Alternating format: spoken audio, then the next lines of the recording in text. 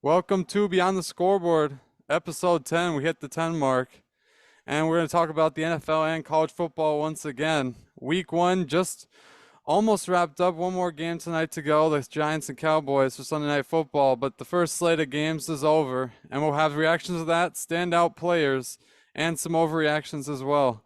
On the college football side, Colorado got a dub over Nebraska. Alabama stunned Texas home. Wisconsin lost to Washington State. Florida State continued to roll. Trey Benson had a hat trick of touchdowns. Miami beat Texas A&M, which was a shocker.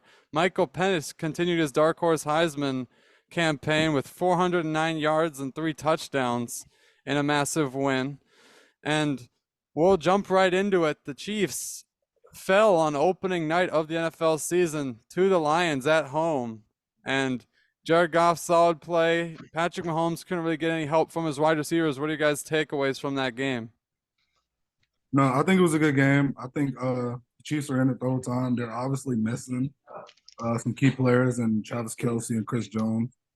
I think if they have those two players, I think they win. I still think it's a good game. Some big takeaways from that game. One of the biggest things is Aiden Hutchinson. I think he's 100% legit. Uh, he has ways to go. Obviously, he's not on like a Michael Parsons level or anything like that. But to be a still a young player, I think he's pretty good. And he's shown he's legit and he has a lot of potential. I think these next couple of years, he's going to start taking that next step to becoming like a big defensive factor, maybe even competing for some defensive players of the year down the road. Yeah, watching the game, I mean, I think if you're watching it, I really think like just watching it, like the Chiefs were in control, I think the whole game, and if there was no scoreboard and you just kind of chimed in and looked, you would think the Chiefs were killing them. They just kind of made stuff look really easy, and then kind of just all these big plays just kind of just kept the Lions in it. Like the pick six kept them in it. That 3rd and 12, Goff made that crazy throw, kept them in it. I just think it's just those two little plays that just kept the Lions in. I think the Chiefs kind of dominated that whole game, but I think the Lions just kind of got that gritty win and pulled away.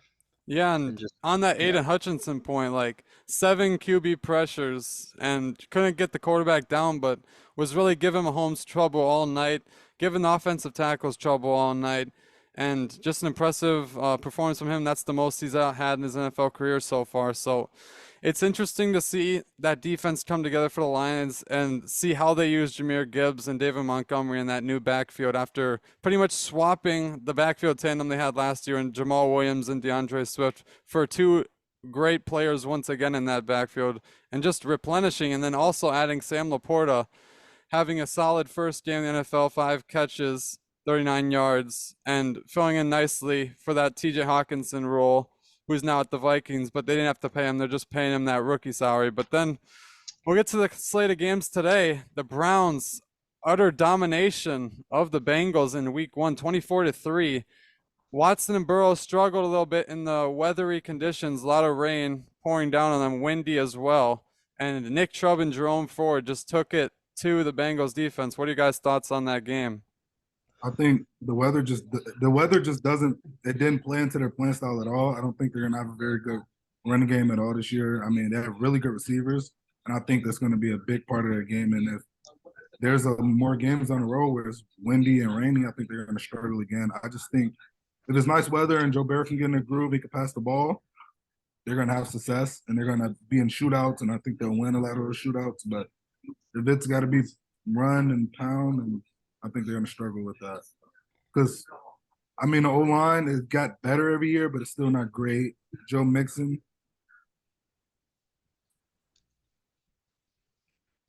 yeah, watching the game, I think just the Browns kind of. What are we doing? you're muted, Andrew. When you move your knee up and down like that, It's it's like the shaking the screen, like when you're moving your leg. So It's you was usually on my yeah. desk. The whole time you was the whole time you were talking, the stream was bouncing up and down.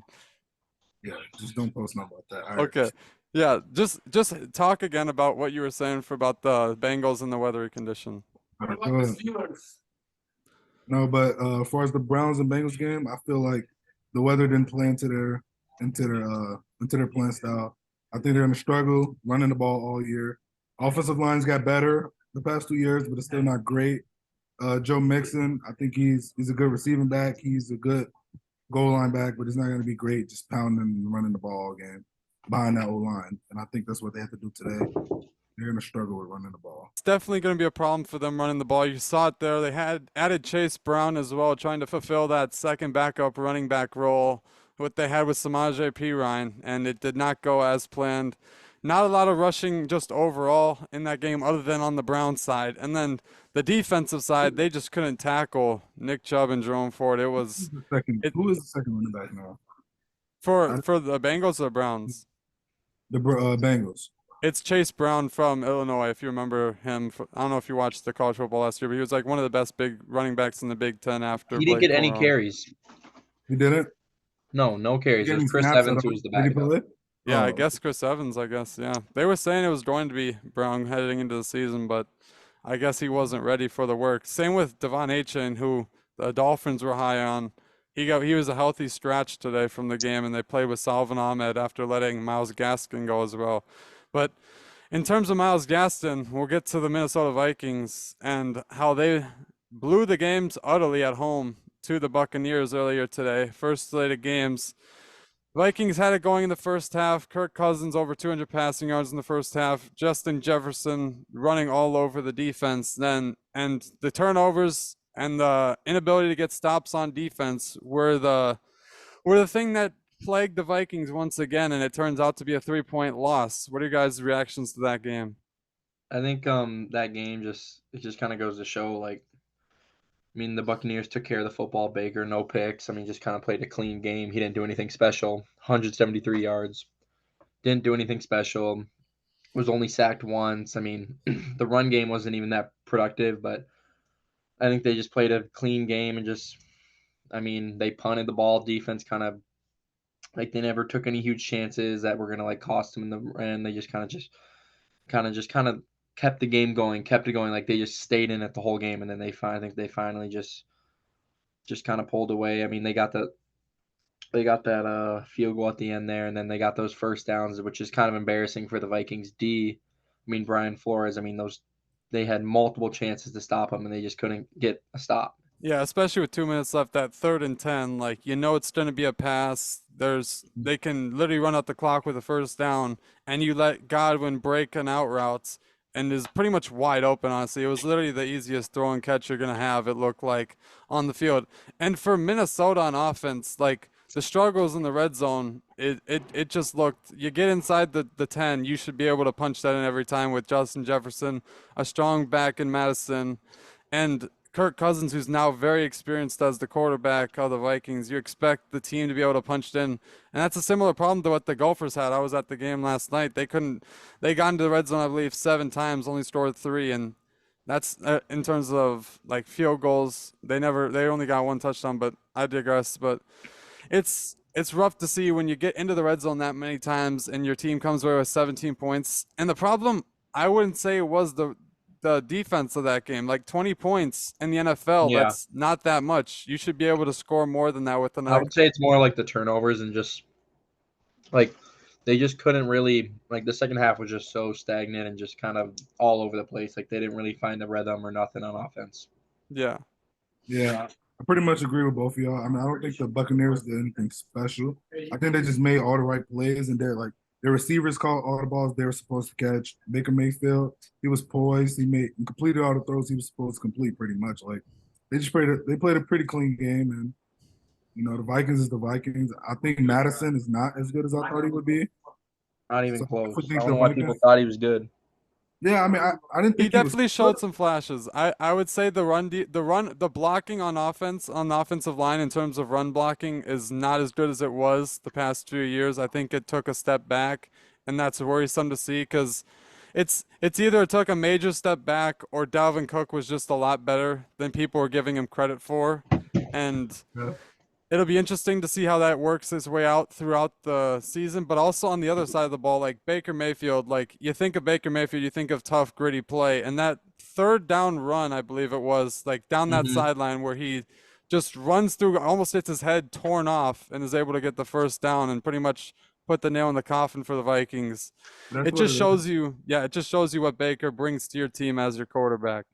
He's got nothing to lose, and that's what he's playing like. And I mean, at the end of the day, that could be good or bad. Playing like he got nothing to lose, but today it was good. Yeah, and we'll move on. The Trevor Lawrence Anthony Richardson battle was one of the best of the weekend so far, and it was very interesting to see Richardson getting his first start in the NFL and did not disappoint. And then on T-Law's side, had a little bit of a rougher start. Calvin Ridley looked all of what everyone expected him to be, at least in the fantasy community, and it was interesting to see how that game played out. DeForest Buckner made a massive play in terms of that touchdown he scored down the sideline. And both teams hard fought, ended up 31-21. What are your guys' thoughts on that game?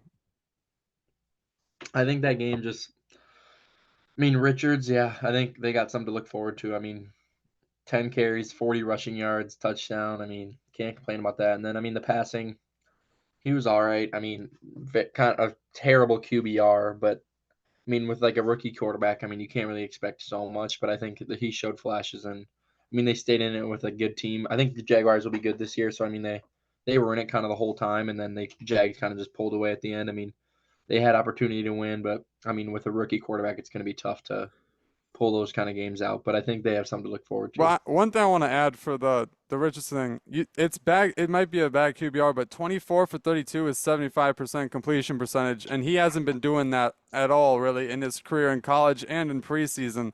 So that's something that you look at and say, well, he's developing as a passer in that sense, and it could be very exciting to see because Fields, you're expecting him to take a jump today. Had another similar tough game, and so when you see Richardson able to do what he did on the ground and like show off the arm strength a little bit, and then get helped out by Michael Pittman on that screen he took. I think it was a jailbreak screen that he took to the house from like 30 yards out. Like that's always something you like as well. Yeah, yeah, for sure. I think the biggest thing is just that he gets better, like you said, and even though it's not the greatest, it's still better than college and preseason as far as the stats. I think that's the biggest thing. Like McCabe said, they got something to look forward to, which I said again is the biggest thing because I don't think they're coming into the season looking to compete for a Super Bowl. I don't think anyone realistically is expecting that from them. So I think the biggest thing for them is to just get better week by week and make sure he gets better and keeping him healthy at the same time. He took some hits today that I didn't like really. I mean, he's huge. Don't get me wrong. He's huge. He's strong. He's very athletic. But like, this is the NFL. Everyone else is big, strong, athletic too. So too many of Yeah, those hits. Too many of those hits, and then well, he'll be the next RG3. yeah, Indiana just needs to keep losing and get a high draft pick. But also like the thing where you're looking forward to the future, like it was almost like looking forward to the future. Now they entered the fourth quarter up 21-17 and had a chance at winning that game. Like they were in Yeah, but that game until the end, and it's like of obvious.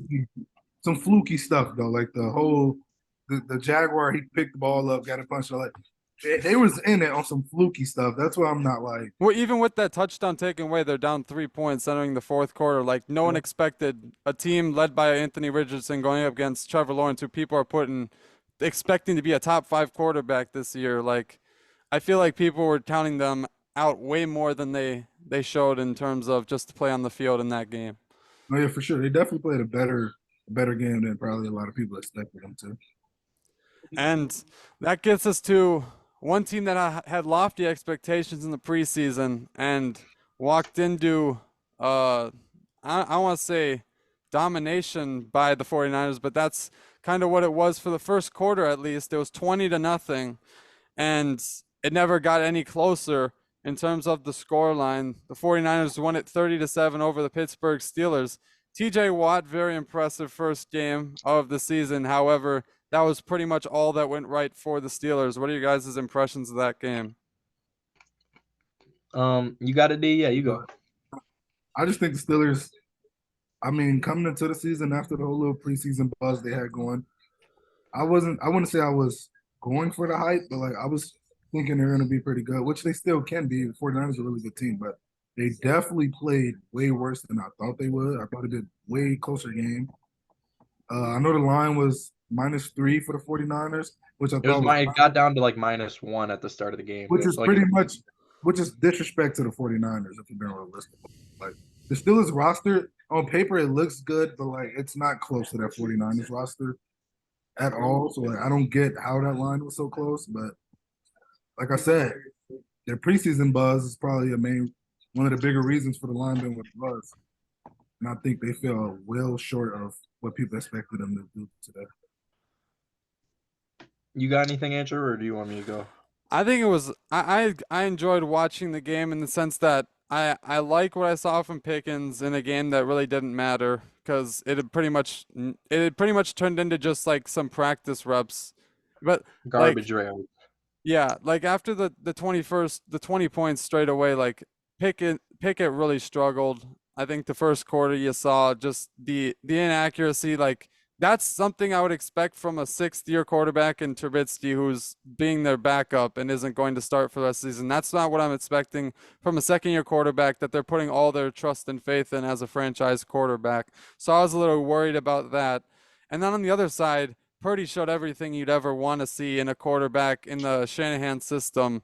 He made all the right throws, made all the right reads, and just manipulated the pocket as well to stay away. Obviously got hit sack fumble against TJ Watt, but other than that, I think it was a great game played by him.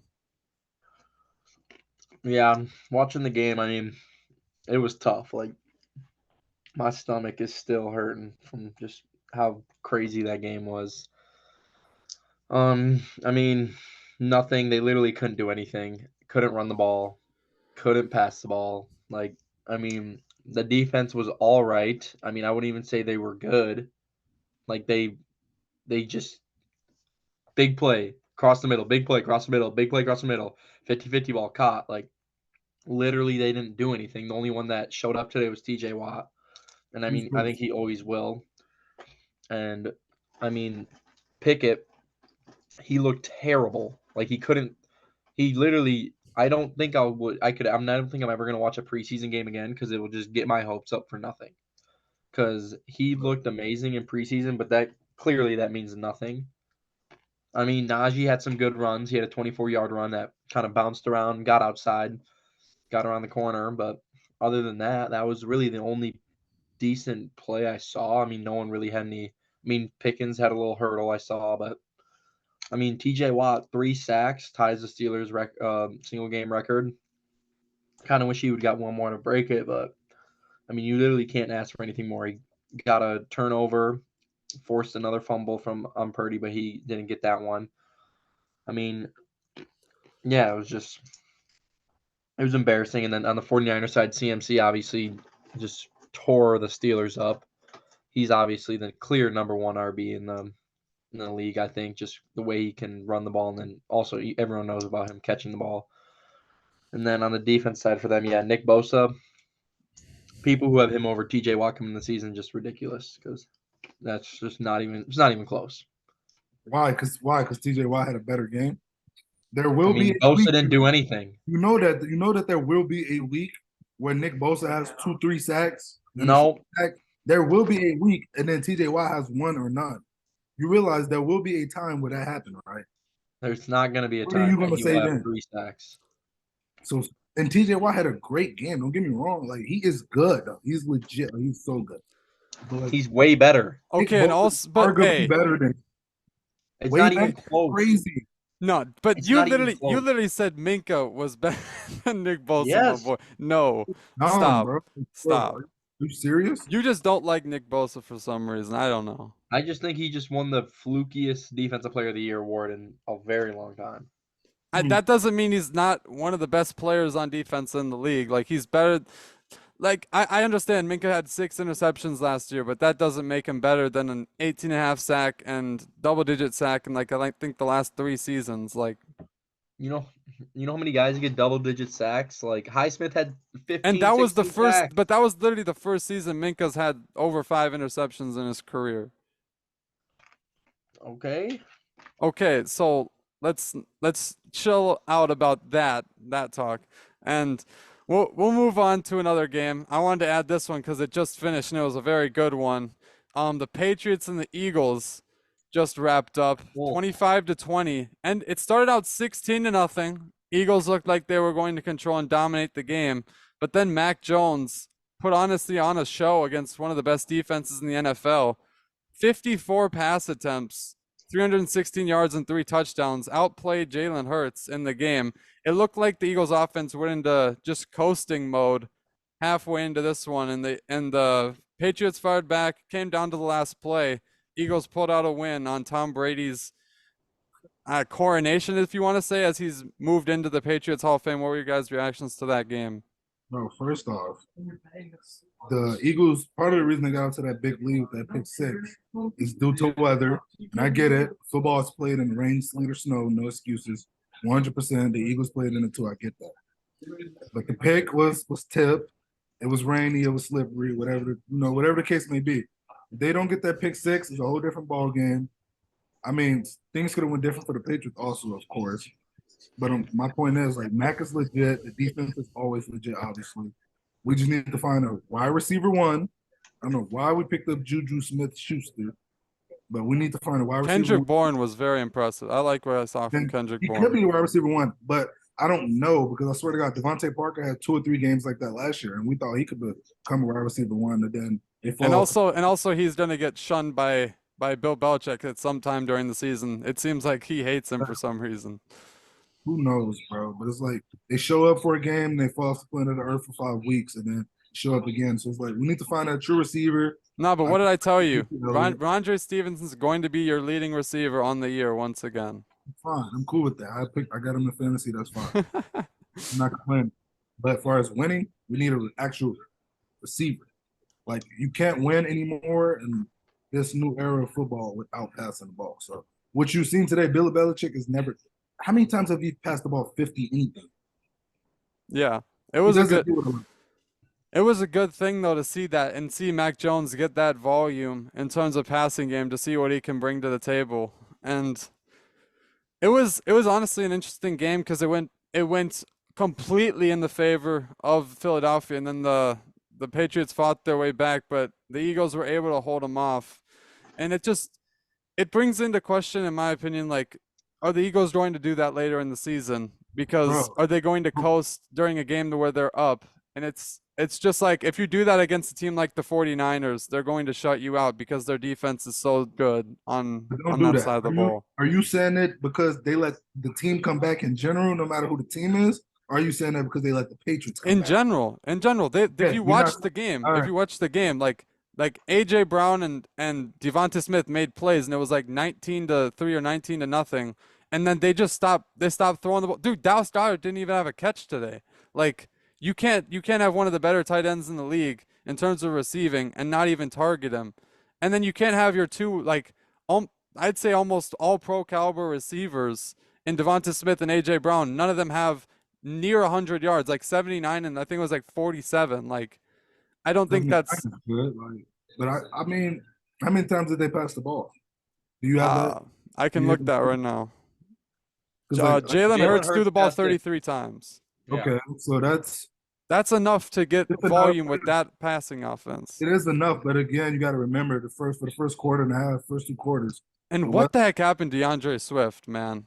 Like, Yeah, about I don't know what in the world I just watched from him. 1 carry for 3 yards after they picked him up as they were thinking their lead back to start the year. Now it looks like it's 100% Gainwell with 14 carries, 54 yards, and he had on top of that 4 catches from the backfield, which is supposed to be the thing Swift is good at, and he only had 1 catch in the game. So it'll be interesting to see how that big backfield works when Penny gets back, but Penny's always injured, it seems. So Do we have any theory what it is? We think it's just they think Gainwell is just a better back to go with. You think it's a I don't know if small- it might be the Mhm. offense too. Maybe Swift didn't pick up the offense the way they wanted him to, and he hadn't had enough game time as an Eagle to where they trust him, because Gainwell's been there a few years, and I think they just leaned back on knowledge and understanding of the offense, it looked like. right? On On another game that was probably one of the games of the season in the first week of the NFL, the Dolphins and the Chargers, a display of offense once again from two teams that are very explosive. Tyreek Hill making a case that he can go for those 2,000 yards this season. Absolutely incredible game from him. And Tua, 466 passing yards. I mean, you can't ask for much more in terms of a game. And Justin Herbert having a chance to win it with a 145 left. Then they get that penalty, go back to like second and 20, and third and like 29, and then it fizzles out. What are your guys' reactions to that week 1 game? Yeah, that game, definitely one of the better games. I enjoyed watching it. I mean, big play after big play. I mean, Tyreek, I think he's easily going to get that 2K this year. I think he's going to get around 22, 20. I think he gets over 21 for sure. Easily is crazy. Dude, as long as Tua stays healthy, it's easy. It's easily. Not even. It's really not, though, because first off, the Chargers, I mean, they're a pretty complete roster offensively and defensively. I think they just have that confidence that, like, we're not going to put 2 to 3 guys on them. Like He's going to have 200 next week against the Patriots. You'll see. He's just not, because Belichick isn't Belichick. I mean, Belichick is Belichick, but he's not going to be like, which he did a couple times back in Kansas City, but he's not just going to be throwing one-on-one coverage on him. He's going to have someone pressing up on him. He's going to have a safety 20 feet down the field. But I'd say easily, because he's going to have these games against worse defenses where he's going to have 200 yards, and it's a 17-game season. You only need 10 games of 200 yards to get it. So if he doesn't have 200 yards every game, he already had one. Like, he's going to have a few more sprinkled in there. He easily gets it this year. He can no, because if he has two more games last year. No, if he has 2 more games of 200 yards in the entire season, he just needs 100 a game to get 2,000. Like, right, but bro, Jefferson will probably get to 2K. No, he probably will too. Like all these, and they probably will. Look, I'm not saying that they can't do it or like this is an impossible record, and I'm not saying that. But you were sitting there saying like this is going to easily happen. And like by like week 15 to 16, they're going to have it. Then they're going to get 21. No, he'll get it in the last week or two. It'll be like a last few. Anything. It's not going to be easy. Like, you're crazy. It's no. I'm not saying it's going to be easy. I'm saying that I can see it happening, especially with what we've seen from Tyreek Hill and how explosive he is as a receiver. Not even just about Tua staying healthy. Like, he has to stay healthy. Like, there's a lot of factors. Like, same thing with Jettas. Like, that's not going to be easy. That's not an easy thing to do. Getting 100 yards a game is not easy. It seems to be, though, for Tyreek Hill with Jalen Waddle on the other side of him, like how good that offense is and explosive it is. Like, they just went for 466 in the air, and it didn't look like Tua had to like be like the hardest. Like he wasn't making like tight window throws. Like, he's dumping it off, and Tyreek Hill's going for another 20 yards after the catch. Like, it's impressive what you're seeing from those two pass catchers. And we'll move on to our last game we're going to talk about here for the NFL. The Packers and Bears wrapped up. 2 young QBs had their chance to fight it out in the first week interdivision game. Jordan Love wins the first duel between the two. What are your guys' thoughts on that? I think Jordan Love, I wouldn't say impressed. Obviously, he played a pretty clean and good game. I picked him up in all my fantasy leagues to be my backup QB because, first off, I think they're going to win a division, the NFC North. I believe they will. I believe their roster's pretty complete. I think they have like a top 5, top 6 defense in the NFL, so I think they're going to have the ball a lot. And him having like Aaron Jones coming out of the backfield, Christian Watson, Romeo Dobbs, I think they're young and I think they're ready to compete. I think people's not giving them enough credit. Yeah, I think the Packers, I mean, I wouldn't say like, they're 18 points better than the Bears, but I think they're obviously like 10 points, I'd say. I think the Bears just are the Bears. Like, they're the first overall pick in the whole league for a reason. Like, they're not good. I don't know why people thought, all of a sudden they're going to have a 10-win, 9-win, a winning record this year. Like, no. Fields did not play good at all. He looked terrible. I mean, as long as you put a spy on him, I think you are fine. He played just as good as Kenny Pickett today. I mean, he didn't do anything. Yes, he did. He played just as good. I really like how. I mean, we're just trying to make Kenny Pickett look better. Kenny Pickett had a pick 6 that was dropped by Fred Warner too, on top of what the ones he already threw. He said he said Fields looked like Kenny Pickett, like just as bad. Bro, and They you look saying that the thing about putting a spy on Justin Fields, he had 9 rushes for 59 yards. Yeah, but he Like also got sacked probably like 12 times. Like yes, he's not and they have one and, they used one draft pick on an offensive lineman. That offensive line is still one of the worst and in the about entire 30 NFL. 30 rushing yards of that was in like the last half when they were down 24 in the fourth quarter. Like he didn't like he has garbage yards right here. You look at his stats, it's all garbage. He has Yeah, like and 110 yards and then they were already down 24 in the fourth quarter. Like he's not good. He's not throwing for over 2200 yards this year. He's okay, but if we're gonna say that what's his face, Jordan Love looked good, you can't say that he looked terrible because he played Jordan Love. better. No, I didn't think Jordan He Love played looked he that played good. on the same level of Jordan Love. Like Jordan Love had 15 completions for 3 touchdowns. Like that defense of the Bears is No, probably 20 times worse than the defense of the Packers. Jordan Like Love was amazing on third down. Didn't have any mistakes on third down. Nothing. He played amazing on third down. He didn't make any mistakes. I think he missed a couple throws, but he was fine. Like he was a serviceable QB. Like they Fields both looked had terrible. His no he dude, once again, they have like the exact same number of yards and they have the exact same number Fields of has weapons. Why isn't completions. he? He probably his weapons today were probably just as good as Green Bay's. I'd say the O line is different though.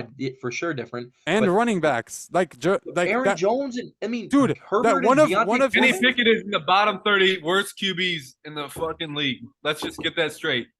dude, you said Aaron Jones. You mentioned Aaron Jones before. Like Aaron Jones, he dumped the ball off to him for a 5-yard pass that Aaron Jones took to the house. Like none it wasn't a tough throw overall, but we'll move on. College football got underway. Colorado got the W over Nebraska at home in Boulder, and Shador Sanders went to town on that defense, on another defense once again. Travis Hunter did Travis Hunter things, and Xavier Weaver broke out and had another insane game, another 100-yard receiving, and another touchdown. I want to get your guys' thoughts on the Colorado Buffaloes beating Nebraska. I really feel like every week from now on, we're gonna be hearing a new name. The new name come up, a new player having a big game. Because bro, pretty sure the Colorado they broke the transfer record, even though it's only been a few years since it's been like a big thing.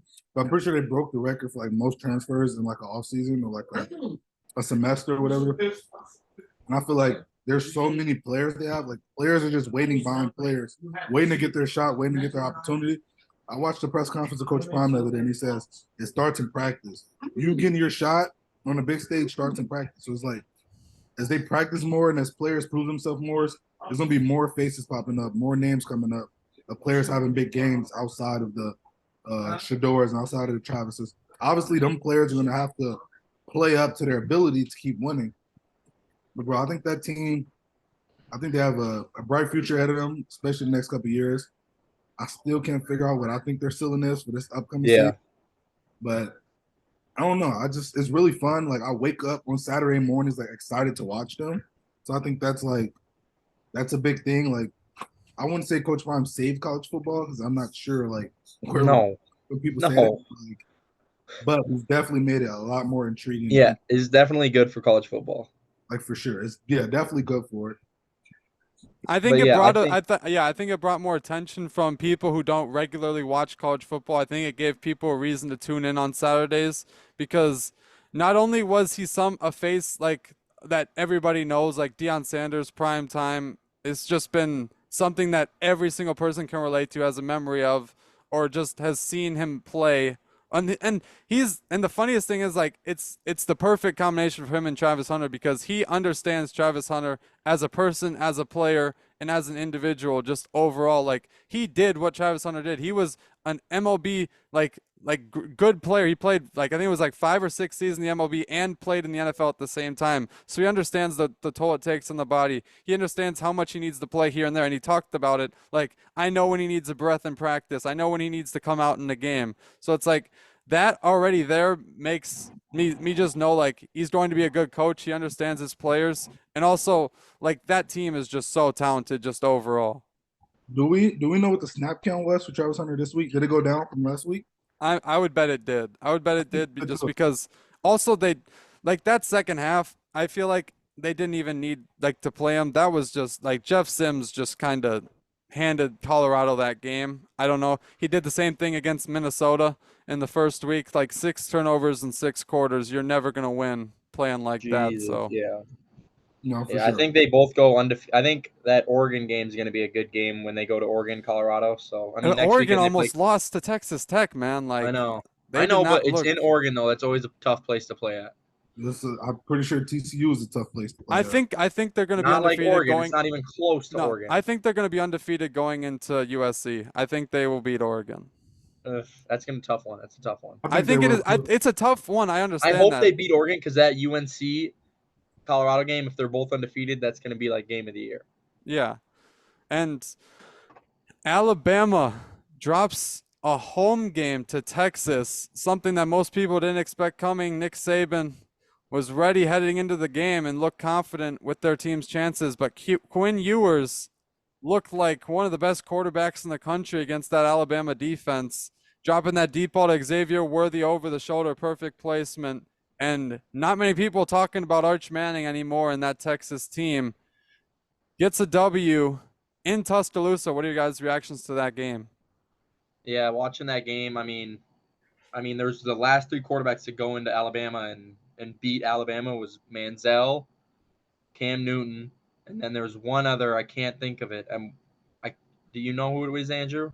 I can look it Like, up. oh, Joe Burrow. It was Joe Burrow. Yeah, that's who it was. And all 3 of Yeah, them, I remember that game. they all won the Heisman that year. So I mean, Quinn Ewers. I mean, he already has he's have a good start to the season. I think he's in that race for sure. But I mean, I don't know if you could put him over Shador or Caleb. But I think Caleb has to stumble badly if he's not going to win it. yeah, I know. That's what I'm saying. Like those guys those guys are both, I think, ahead of him. But I mean, if Quinn Ewers just stays on track and Texas has an unbelievable season, I think it's going to be tough not to give it to him. But I mean, watching the game, I mean, they just looked. I just think the biggest difference was the quarterback play. I think Bama just. I mean, he's not. Their quarterback just could not. Yeah, Jalen Milroe. It Yeah. put up the question again: is if quarterback problem is a thing once again? Like, is Buckner going to need to get some time, and are they going to need to make a switch at quarterback? Because you can't have 2 picks in a game of that magnitude where the other quarterback's almost spotless, and then you got your guy turning the ball over, and only 2 touchdowns, 2 interceptions isn't going to get the job done against the top 10 team in college football. He's definitely the better athlete. Yeah, I think like he's definitely like an insane athlete for sure. But he just like when it comes down to making those throws, he's just not that. He's not that poised of a thrower. Heading into the game, they're talking about his deep ball accuracy and how he can hit the deep ball, and that's what he brings to the table. Well, his accuracy in that game, hitting those deep throws, just wasn't there. Yeah. And another team, very surprising loss. Wisconsin again falls to Washington State the second time, last time at Camp Randall. And Wazoo gets the W against the Badgers. They were up, I believe it was like 24-6 in like the third quarter. And obviously Wisconsin, Luke Fickell fought back, but not enough as Washington State holds off the Badgers and gets the W. What are you guys' thoughts? I think Wisconsin, I mean, the only thing they can hope for this year is to just beat Minnesota for once. I think that's the only thing they can look forward to. And I mean, I think all their hopes of Big Ten championship, all that is kind of demolished. Like they're not going to go anywhere, I don't think. I mean, their quarterback that they brought in, not that good. Like people thought he was just this gunslinger from SMU that could just make all these throws. He just in both games, he's just not looked like that at all. I mean, the Braylon Allen and then the other running back they have is just. I mean, they were terrible this weekend, but I mean, obviously that first week against that kind of tune-up game was kind of a joke, but. Yeah, and I think this would be, in my opinion, the definition of growing pains in the Phil Luongo offense. Like there was. Braylon Allen 3 carries, like, heading into the second half. Like, you can't do that for one of the best running backs in the game. You have to figure out a way to get him the ball, especially in a running program like Wisconsin. There has to be emphasis on getting the ball to your best player. Like, Ches Malusi out-carried him, and I think he outgained him in terms of total yards. And then when Mordecai is only throwing for 1 touchdown and you don't have more than 100 yards on the ground between your 2 top rushers, you're not going to play winning football like that. Yeah. I actually watched that game. I watched a lot of it actually, and I think you can just kind of tell, like, even if you don't pay attention to them much, you can kind of tell like they rely heavy on the running game. So it seems like as if they can't get the running game going, they don't have like any like top notch receivers that could just create a lot of space for us passing. I think that's going to hurt them a lot. When teams can stop the run on them and they can't just wear and tear you down, I think they're going to struggle a lot, especially in the Big Ten. Yeah, and especially when Braylon Allen's your third leading rusher, like I don't think anyone would have, if you bet on that, that's probably like a plus 10,000 heading into a game, a single game bet on a player. Like Braylon Allen was the face of Wisconsin football heading into this season. Like that's the one guy, if you were to circle a player on that team who's going to be the standout player, it's Braylon Allen. He has 7 carries for 20 yards in a game that when you're starting off the game against the Washington State or against a weaker opponent, your emphasis is running the ball, owning the line of scrimmage, and just enforcing your will on that team. And it didn't seem like Wisconsin was able to do that in the slightest. And the scheme change to Luongo's offense has seemed to have been a problem in a sense these first few weeks. That struggle against Buffalo, and then the struggle they had against the Wazoo. Hmm. Well, we'll move on to the third game on our slate. We're talking about, or fourth game, I should say. Florida State had a massive win in week 2 after coming off that huge win. You kind of think, are they going to let off a little bit and like get a little complacent with their offense? And that was not the case. 66 points, another offensive explosion. Keon Coleman led them in the receiving game again, and Trey Benson went absolutely ballistic his second year at Florida State after transferring from Oregon. A hat trick, 3 touchdowns, now 126 yards rushing on the season. What are your guys' thoughts on the Seminoles? Yeah, that game, I mean, just wasn't even like a game. Like it was just a complete blowout. I mean, I think Florida State's just going to keep it going this year. I mean, they're in that top 4 right now. I think their next matchup is going to be Clemson in Clemson. But I mean, even that, I don't think Clemson could even hang with them. I mean, from what they've shown, even against like from what they've shown, like I don't think anyone really besides like I could probably say maybe like I mean it. I don't know. There's obviously like Georgia, Michigan, but like you're not going to see any of those teams play them. But I mean, that Clemson game will be good. It'll be a good test. I mean, in Clemson, I think Clemson always plays hard, and I think they play better in Clemson. So, I mean, it'll be a good game. Yeah, and I just think that, like, obviously people were expecting it heading into the season, but I don't think they were expecting, like, in the first few weeks for them to break into the top 4, like, immediately establish themselves. But that comes with Alabama losing, that comes with Hmm. Ohio State struggling, and that comes with just them absolutely dominating. I would say they dominated LSU too. Like that Yeah, game, easily. you always knew that it was going to be Florida State coming out victorious. So Hmm. I was just impressed with how they controlled the ball on offense, and just their defense has been locked all season. And speaking of another interesting and intriguing game of the weekend, Miami dominated the Aggies 48-35. Tyler Van Dyke, what a game. 374 yards, 5 touchdowns on 30 throws, only 21 completions. That's all he needed to take down the Aggies. What are your guys' thoughts on that? And is Jimbo Fisher on the hot seat? Yeah, I think Texas A&M, they're I mean, I think them and Wisconsin just same boat. Like their season's basically kind of it gets like in college football, like wins don't really matter, but losses do.